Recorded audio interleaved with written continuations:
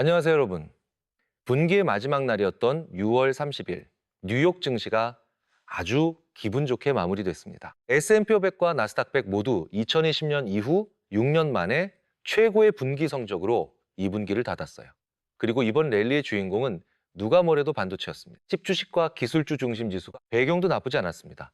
강달러가 엔화를 40년 만에 최저 수준까지 밀어냈고 매크로 데이터도 무난하게 지나갔어요. 5월 구인 건수는 큰 변화 없이 유지됐고 그동안 채용도 해고도 뜸했던 얼어붙은 고용시장이 조금씩 풀리기 시작하는 모습입니다. 지정학 쪽에서는 호르무즈 해협이 핵심이죠.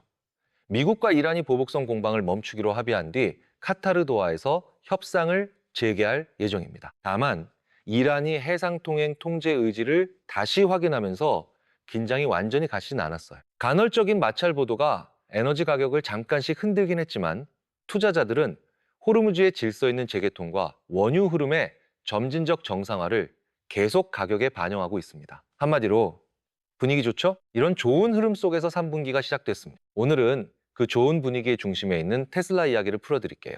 시작 전에 구독과 좋아요 한 번씩 부탁드립니다. 구독이 부담스러우시면 좋아요만 눌러주셔도 돼요. 2초면 충분하니까요. 본론 전에 수급부터 짚겠습니다. 제가 계속 말씀드렸죠.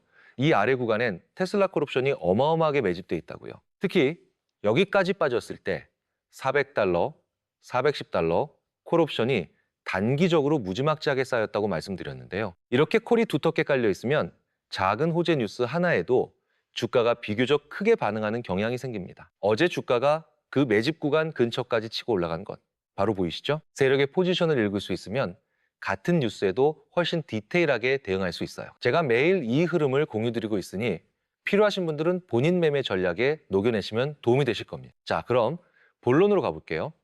최근 테슬라가 급등하며 보기 드문 장대 양봉을 그렸습니다.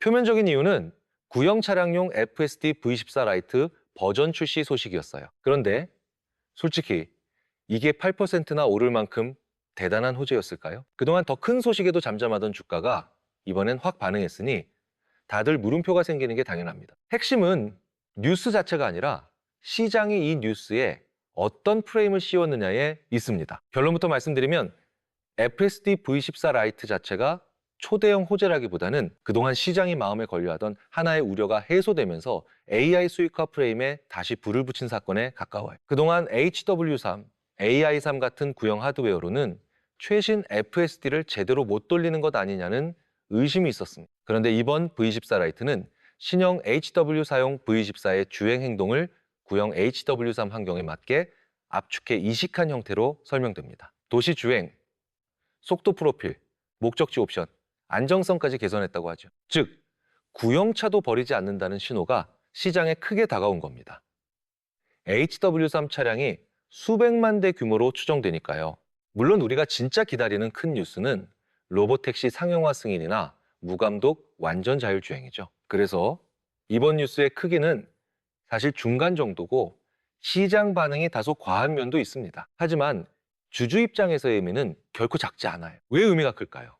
테슬라가 하드웨어를 파는 회사가 아니라 이미 깔린 차량을 소프트웨어 매출로 전환하는 회사라는 프레임을 다시 살렸기 때문입니다. 시장이 지금 그 프레임을 씌워 들어가고 있어서 8% 급등이 나온 거예요. 숫자로 보면 감이 옵니다.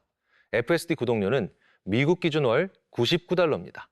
HW3 차량 350만 대 중 극히 일부만 구독으로 전환해도 그림이 달라져요. 전환율이 5%면 연매출 약 2억 1천만 달러, 10%면 약 4억 2천만 달러, 20%면 약 8억 3천만 달러가 됩니다. 이렇게 전환율이 눈앞에 숫자로 그려지니까 시장이 환호하는 거죠. 여기서 중요한 건 이 매출이 하드웨어 매출과 성격이 완전히 다르다는 점. 차를 한 대 더 파는 게 아니라 이미 도로 위에 굴러다니는 차에 소프트웨어를 얹어 매달 꼬박꼬박 돈이 들어오는 구조거든요. 원가는 거의 안 늘어나고 마진은 통째로 남는 그야말로 꿈의 매출인 셈이죠. 제가 전에도 말씀드렸죠. 테슬라가 밸류에이션 방식을 바꾸고 있고 FSD 구독률처럼 지금까지 안 보여주던 숫자를 시장에 내놓기 시작하면 그때부터 재평가가 일어날 가능성이 크다고요. 이번이 바로 그 일환입니다.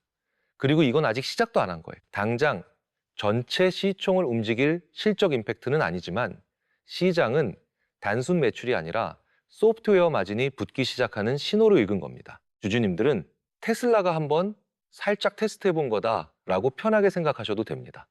진짜 무대는 아직 열리지도 않았으니까. 그렇다고 무작정 좋아만 할 건 아니고 냉정하게 트래킹할 포인트 4가지를 짚어드릴게요. 첫째, V14 라이트가 실제로 광범위하게 배포되는지. 둘째, HW3 사용자들의 체감 품질이 좋아져서 구독 전환율과 유지율이 실제로 올라오는지. 셋째, FSD가 여전히 감독형이라는 한계를 넘어 로보택시나 무감독 자율주행으로 이어질 거라는 확신을 주는 후기들이 나오는지. 넷째, 규제 리스크와 사고 조사 이슈가 더 커지지 않는지. 연초에 로이터가 FSD는 여전히 운전자 감독이 필요한 기능이고 도로교통안전국 조사가 있다고 보도했었죠. 이런 노이즈가 더는 확대되지 않아야 합니다. 정리하면 시장의 진짜 해석은 이겁니다. FSD 수익화의 기반이 HW4 신차에만 갇힌 게 아니라 이미 깔린 수백만 대의 구형 차량으로 다시 확장될 수 있다는 것. 큰 호재가 될 수 있는 선택지를 다시 살린 뉴스인 거죠. 그러니 V14 라이트 하나만 볼 게 아니라 구형 차량 수익화 가능성, AI 소프트웨어 기대, 배송 실적 기대, 그리고 머스크발 AI, 스페이스X 시너지 기대가 한꺼번에 붙은 반응으로 보시는 게 맞습니다. 여기에 또 다른 뉴스가 붙었죠. 스페이스X가 러셀 지수 분류에 이어 나스닥 100 편입 소식까지 나왔습니다. 이건 테슬라 주주 입장에서 절대 가볍게 볼 이벤트가 아니에요. 스페이스X가 나스닥 100에 들어간다는 건 이제 일부 성장주 투자자만 보던 우주 기업이 아니라 글로벌 패시브 자금이 의무적으로 추적해야 하는 초대형 기술 플랫폼으로 인정받는다는 뜻입니다. 지수 2군데의 이름을 올린 거죠. 그리고 이 과정에서 가장 강하게 재평가될 수 있는 상장 프록시는 결국 테슬라예요. 스페이스X가 제도권 자금의 문을 열수록 시장은 테슬라를 일론 머스크 AI 제국에 가장 쉽게 투자할 수 있는 종목으로 다시 보기 시작할 가능성이 높습니다. 결국 수급 호재가 또 하나 들어오고 있다는 거죠. 우리는 결국 투자자입니다. 테슬라를 어디서 사서 어디까지 끌고 가느냐가 중요하죠. 여러분도 보셨듯이 미국 시장은 한 번 갈 때 이렇게 8%씩 화끈하게 오릅니다. 가는 놈이 계속 가는 시장이에요. 그래서 결론은 늘 같습니다. 우리가 봐야 할 주도주는 결국 AI, 그리고 그 안에서도 병목을 잡는 것입니다. 투자자에게 진짜 중요한 건 병목이 생기는 바로 그 지점을 남들보다 먼저 캐치하는 거예요. 테슬라 말고도 어떤 이슈와 종목을 봐야 하는지 제가 하나하나 짚어드리고 있으니 함께 가시죠. 오늘도 끝까지 함께 해주셔서 감사합니다. 좋아요 한 번씩 잊지 마시고요. 기분 좋게 시작한 3분기 멋지게 만들어 봅시다. 다음 영상에서 또 만나요.